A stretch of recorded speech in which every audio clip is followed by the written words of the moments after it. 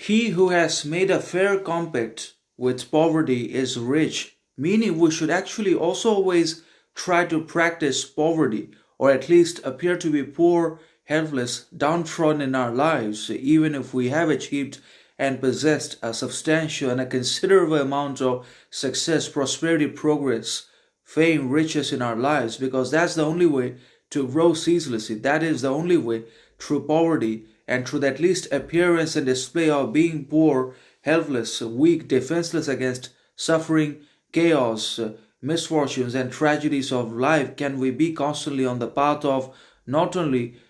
improvement, progress, betterment,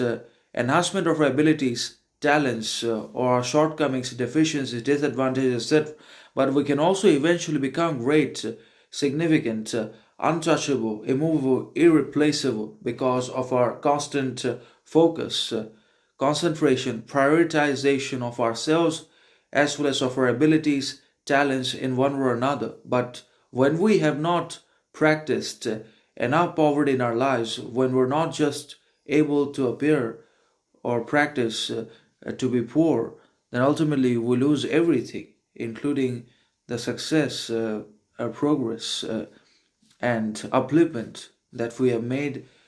through basically much hard work,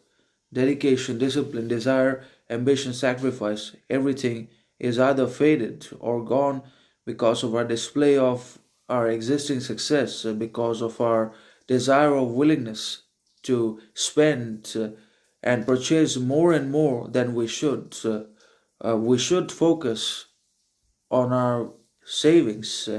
and on buying, acquiring, possessing as little as we possibly can, because that is the only way to not only be in constant touch with success,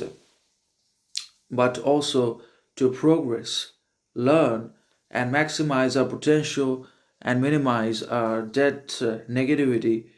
and mediocrity from our lives in one way or another. And if we're always spending, acquiring, possessing more, then we'll also have to spend more and more riches upon things we don't want. And the more we desire, the more we get possessed, inevitably, the more miserable, desperate, frustrated, sad we become, helplessly, unknowingly, and unreasonably. The more misery, a problem, chaos, suffering we inevitably invite into our lives, the more we give in to the trap of desire